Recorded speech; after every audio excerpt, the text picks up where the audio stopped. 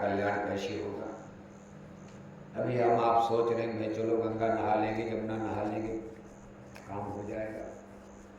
लेकिन ऐसा रामायण गीता में जो हिंदू धर्म की स्पिरिचुअल लिटरेचर्स, जैसे हिंदू धर्म के दो ग्रंथ बहुत महान माने गए, रामायण गीता, रामायण और गीता में जीवात्मा की रक्षा का रास्ता,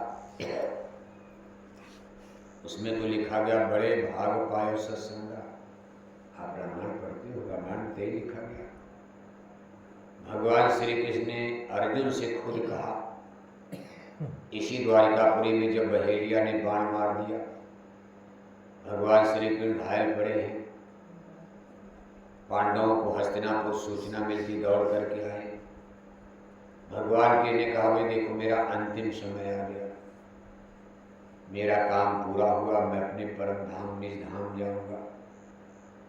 तुम लोगों के लिए मेरा अंतिम संदेश है कि गद्दी कुर्सी राजपाट छोड़ दो, तुम्हारा पौत्र परीक्षित सयाना हो गया, उसको गद्दी पर बैठा दो, और तुम लोग द्रौपदी के साथ पांचों भाई हिमालय में चले जाओ और किसी गुरु की खोज कर लो, किसी महापुरुष की, महात्मा की, मास्टर की खोज कर लो, और उस गुरु से रास्ता लेकर कुछ भगवान का भजन, आध्यात्मिक साधना, उपासना कर लो।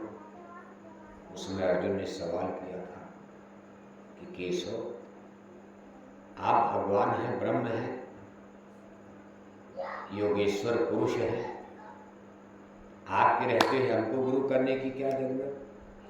मान लो हम गुरु भी करेंगे तो आप ही को तो पाना है, और आपको हमने पा लिया। उसमें भगवान श्री कृष्ण ने जवाब दिया था, ग्रंथों में पढ़ो कि आप ग्रंथ पढ़ते नहीं हैं, कोई विद्वान आपको सही बात बताते नहीं है। इसी द्वारिकापुरी में घायल अवस्था में अंतिम समय में भगवान श्री कृष्ण ने अर्जुन का जवाब दिया था कि अर्जुन ऐसा नहीं, मैंने नियम बना दिया, मेरे पास बिना गुरु किए कोई नहीं आ सकता है। ये विधान है, कॉन्स्टिट्यूशन, नियम बन चुका।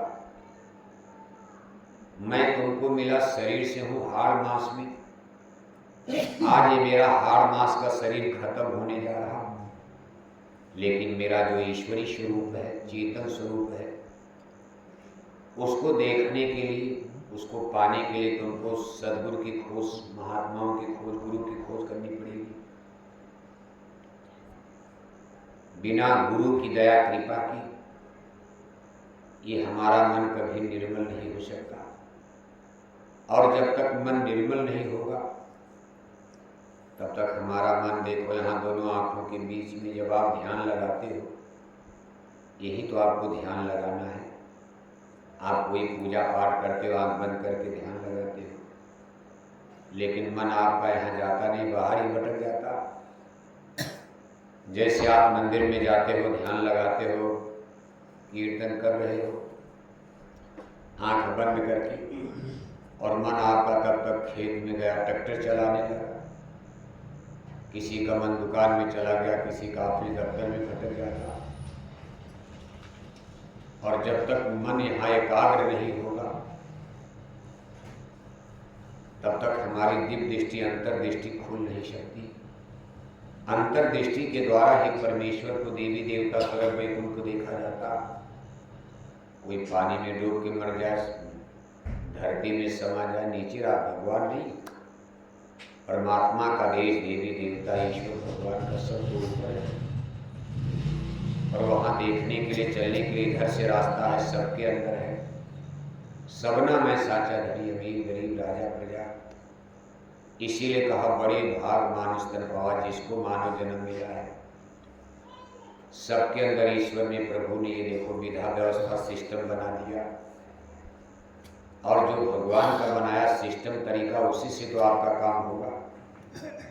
अब सिस्टम नियम कुछ बना है, सरकार का कानून कुछ है, और आप उल्टा काम करोगे तो पता चला कि आपको सजा मिल जाएगी, जेल में चले जाओगे, कभी कभी आदमी फांसी पर चढ़ जाता। इसलिए हमको जानकारी होनी चाहिए भगवान ने क्या क्या कानून बनाया।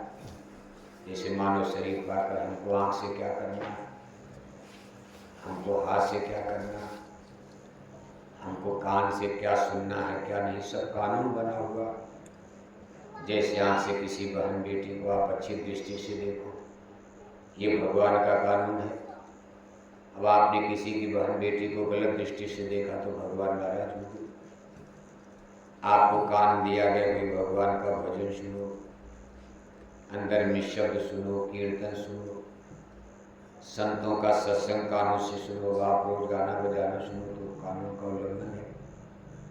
आपको हाथ दिया गया भाई माता पिता का पैर छू, इन गरीबों को इन हाथों से आप रोटी खिलाओ, भूखे को प्यासे को पानी पिलाओ।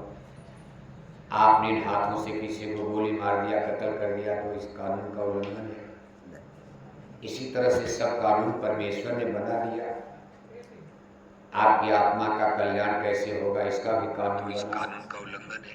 कहा इसके लिए सबसे पहले किसी गुरु की खोज करो। आप सदगुरु खोजो रे प्यारे, और गुरु खोजने के बाद सत्संग में जाया करो। गुरु आपको भगवान प्राप्ति का जब रास्ता बताएंगे, लेकिन जब सत्संग में चलोगे तो सत्संग में ही धीरे धीरे निर्मलता आती है। सठ सुधरे सत्संगति पाई, इसीलिए कहा सत्संग महिमा है अति भारी, पर कोई जीव मिले अधिकारी। सत्संग की बहुत बड़ी महिमा बताई गई।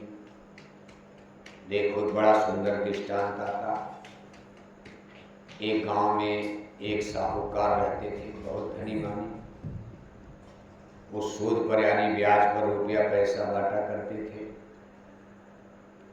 धीरे धीरे कमाई ज्यादा हुई, बहुत बड़े आदमी बन गए। उन्हें अगल बगल गांव में किसानों को सूद पर कर्जा दे रखा था।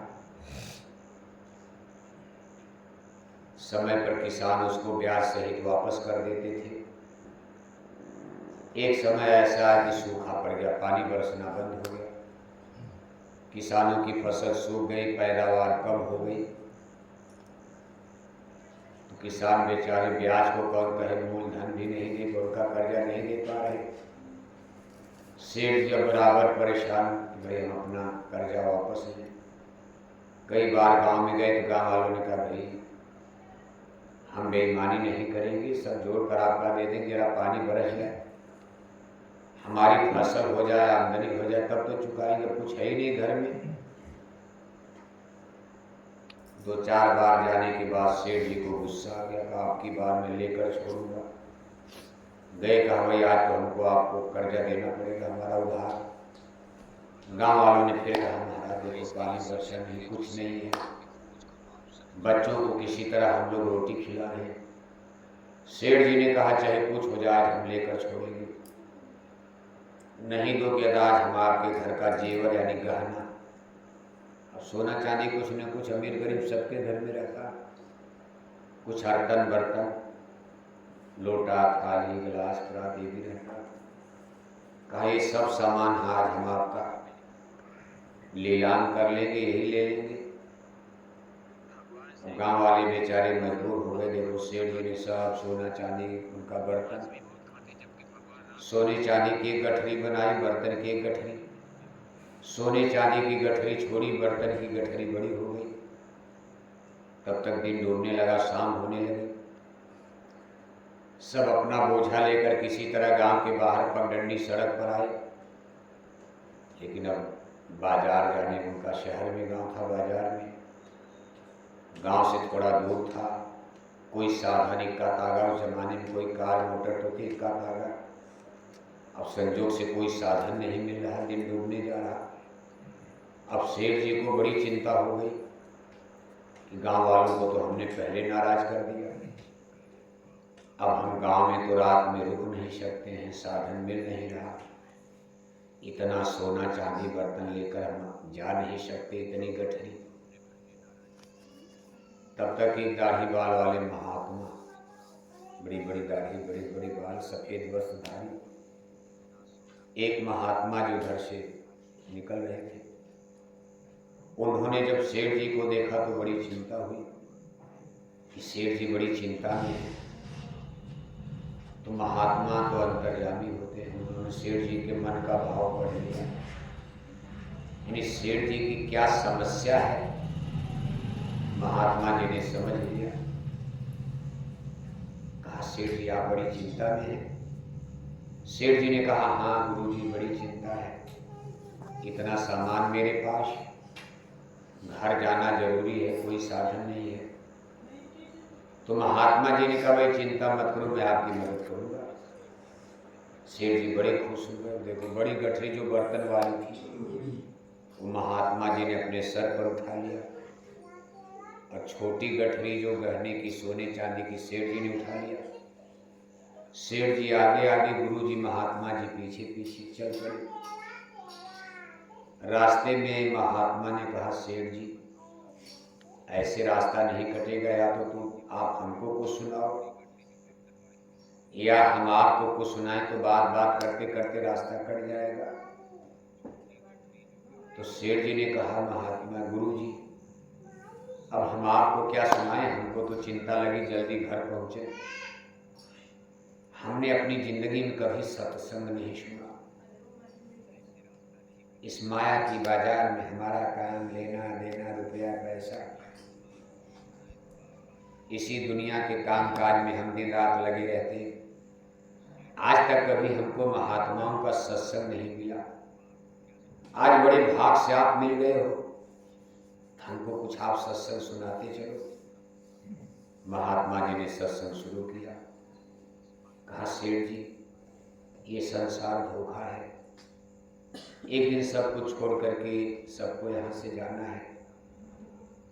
जो दौलत मौत के बाद हमारा साथ निभाते उसको आत्मधन का खजाना कहते हैं। इसके परे तो भजन ही है साथी, यानी मौत के बाद भजन ही साथ देता। ऐसे दो चार लाइन सुनाते। अब सेठ जी का ध्यान तो घर पर लगा, जल्दी घर पहुंचे, लेकिन हूँ उसी में करते जा रहे। जब सेठ जी का गांव आ गया, उनकी कोठी दिखाई पड़ी, तो महात्मा जी ने गठरी रख दिया। कहा सेठ जी आपका घर आ गया, अब आप जाओ। सेठ जी ने कहा नहीं गुरु जी आप ही हमारे घर चलिए, रात में कहाँ जाएंगे आप, आज आपने हमारी इतनी मदद किया है तो आज आप हमारे घर में चलिए, हम आपको बढ़िया बढ़िया भोजन कराएंगे, बढ़िया बिस्तर पर आपको सुलाएंगे, और कल सुबह हम आपको भारी दान दक्षिणा के साथ आपकी विदाई करेंगे। हमारे पास कोई कमी नहीं है। तो महात्मा जी ने कहा नहीं सेठ जी देखो मेरी रोटी मेरे रुमाल में यहाँ बधी हुई है, सूखी रोटी खाता हूँ, जंगल में कहीं पेड़ के नीचे रह लूंगा, हम साधु लोगों को महल से क्या लेना देना। पूरा पकवान खाना नहीं, रूखा सूखा खाए के ठंडा पानी पियो। हमको रात भर भजन करना, अच्छे बिस्तर पर सोने से तो नींद आ जाएगी। हम महात्माओं को तो तपस्या करना। आप जाओ, अपना सामान सामने घर है।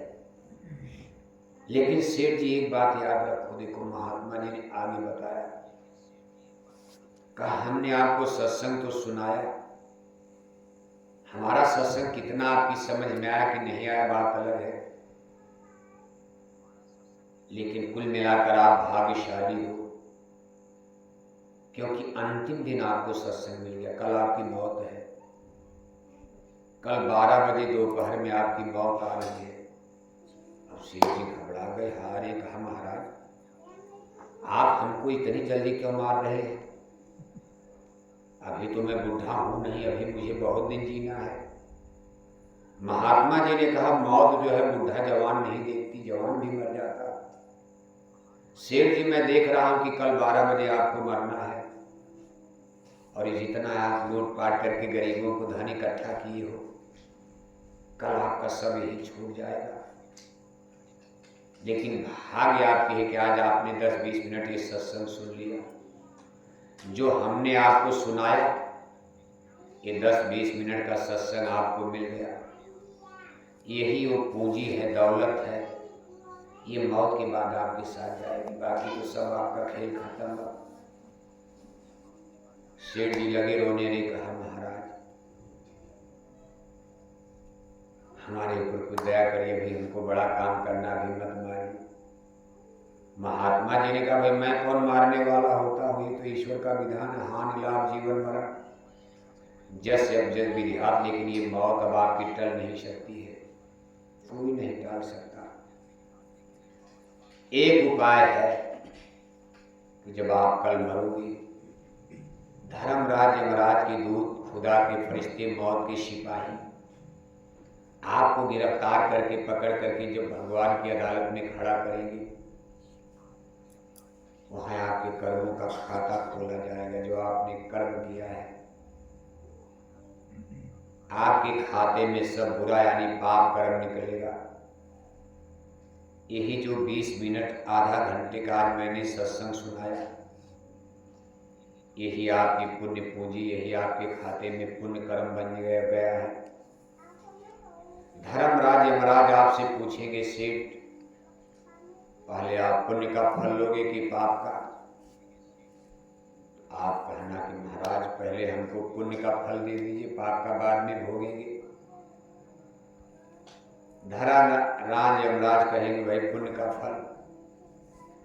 आप कहना महाराज उसी महात्मा का दर्शन हमको दिला दीजिए, जिस महात्मा का सत्संग सुनने से हमारा ये पुण्य फल बन गया सत्संग का, उसी गुरु जी का एक बार और दर्शन करा दीजिए।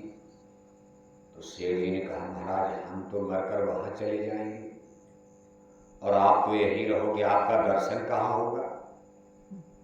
तो महात्मा जी ने कहा भाई ये साइंस ऑफ सोल अध्यात्मवाद है, इसमें अकल बुद्धि मत लगाओ। महात्मा हर मंडल में, हर शरीर में रहते, मृत्यु लोक में हाड़ मांस के शरीर में, स्थूल शरीर में रहते, भौतिक शरीर। अंडी लोक यानी स्वर्ग वैकुंठ में लिंग शरीर में रहते 17 तत्वों की। सूक्ष्म लोक में सूक्ष्म शरीर में रहते हैं 9 तत्वों की हर मंडल में। आपसे मैं जो कहा बस इतने कह देना। खैर सेठ जी गए, उनको रात भर नींद नहीं आ रही। धन दौलत रुपए पैसे का सारा नशा उतर गया, क्योंकि अब कल उनको मरना, मौत सामने खड़ी है। मान लो किसी को पता चल जाए कि आज मरना है तो रोटी पानी अच्छा लगेगा, वो दिन आदमी रात भर बेचैन हो जाएगा। सेठ जी बेचैन है, नींद नहीं आ रही, अपने बच्चों से भी नहीं कह पा रहे कि मुझको कल मरना, हो सकता सोते करीब बात झूठी हो जाए। लेकिन जब समय आया तो ठीक 12 बजे दोपहर उनकी मौत हो गई। जोर से हार्ट अटैक आया, हृदय बैठ गया, बस प्राणापान वायु खत्म हो गई। सेठ जी को फरिश्ते, खुदा के फरिश्ते, यमराज के दूत पकड़ कर ले गए। जब यमराज के अदालत में गए तो बात जैसे महात्मा जी ने सिखाया था उसी तरह शुरू हो गई। धर्मराज यमराज ने 2 सिपाही लगाया, कहा इनको पकड़ कर ले जाओ, संतों महात्माओं की सभा लगी हुई है, वहीं महात्मा जी का दर्शन करा लाओ, जल्दी करा करके वापस लाना। इनको फिर पाप का कर्म भोगना नहीं, नरकों में डाला जाएगा, नरकों में डालना, क्योंकि पाप ज्यादा है, पुण्य कम है, पुण्य का फल खत्म होगा, नरक में जाएंगे पाप। सिपाही पकड़ कर ले गए तो संतों की सभा लगी, महात्माओं की बहुत बड़ी भीड़, सब संत महात्मा ही दिखाई दे रहे वहां।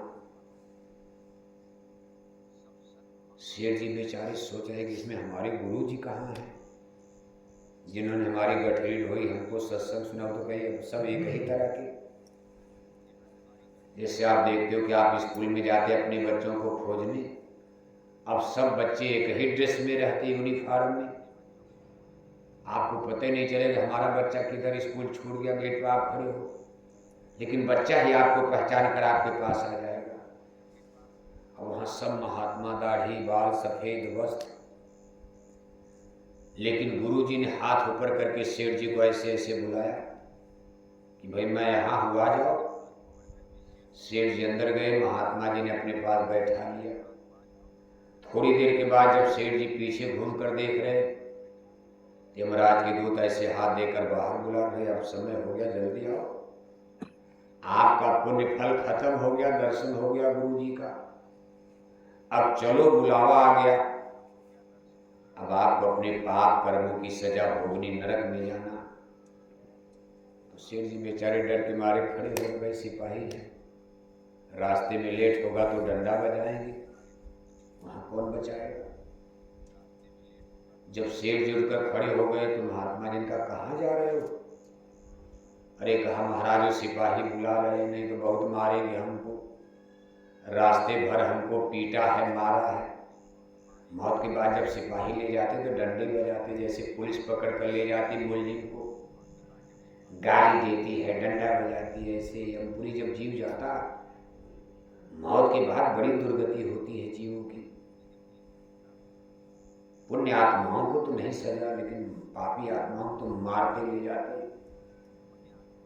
कहा महाराज हम जा रहे हैं, यमराज का बुलावा आ गया, नहीं तो डंडा बजेगा। गुरु जी ने डांटा, कहा बैठो, बुलाने दो उनको।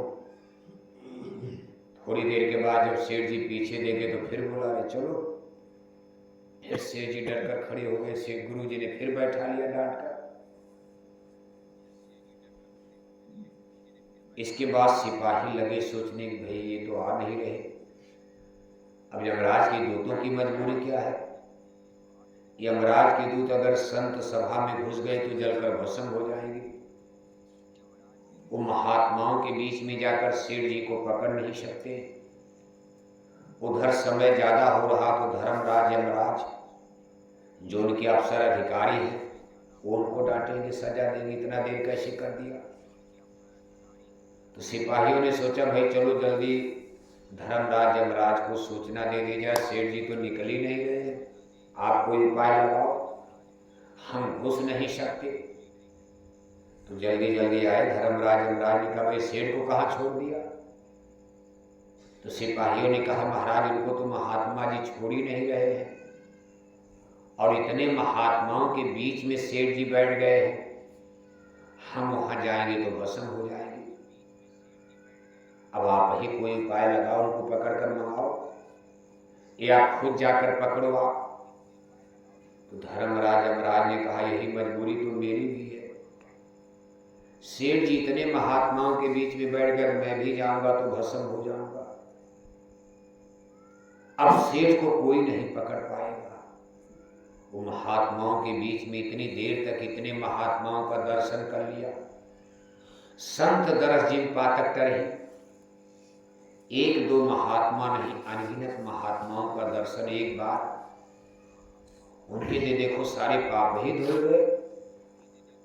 अब सेठ जी हमारे हाथ से निकल गए, कोई उनके पास पाप बचा है, उनका पन्ना साफ हो गया। इसलिए सेठ जी की आशा छोड़ो, जाओ मृत्यु लोक में किसी दूसरे सेठ को पकड़ कर ले आओ, जिसको जिंदगी में कभी संतों का दर्शन न मिला हो, जिनको कभी संतों का सत्संग न मिला हो। ऐसे जीवों को पकड़ कर लाओ जिनको संत मिल गए, संतों का दर्शन 2-4 मिनट के लिए मिल गया, वो जीव भी जल्दी मेरे पाले में आने वाले संत ऐसी जुक्ति मार देंगे कि मैं फेल हो जाता हूं। इसलिए कोशिश करना ये जीव संतों के सत्संग में न जाने पाए, इनको बहकाए रहना। कहावत यही शरीयत कठिनाई, राम कृपा बिनियाय न जाई, गृह झंझट नाना जंजाला, जे अति दुर्गम शैल विशाला। तमाम गृह माने घर परिवार के रगड़े झगड़े झंझट जीव को सत्संग में आने ही नहीं देते। आप देखो आपका इतना बड़ा गांव है, आखिर सब लोग घर पर ही है। आपके लिए ही हम लोग तो दिन में ही आ गए थे भाई, दिन में नहीं रात में होगा, 6 बजे नहीं 7 बजे होगा, 7 बजे नहीं 8 बजे होगा, 8 बजे नहीं अब 8:30 बजे से होगा। फिर भी देखो सबका दुर्भाग्य है, कलयुग है, कलयुग ने सबकी मति बुद्धि को भ्रष्ट कर दिया है। आदमी सस्ती मुक्ति की खोज में, आज देखो सब लोग भटक चुके हैं। कोई कहता बस सारी जिंदगी मछली खाओ, अंडा खाओ, एक बार गंगा में नहा लो मुक्ति मिल जाएगी, क्या सत्संग वत्संग करना। यही तो भ्रम पाल दिया, धर्म के नाम पर धोखा हो गया। आज हिंदू धर्म की स्थिति आप देख रहे हो, मंदिर में टन टन घंटी घंटा बजाए जा रहे, हरे रामा हरे कृष्णा कीर्तन गाए जा रहे,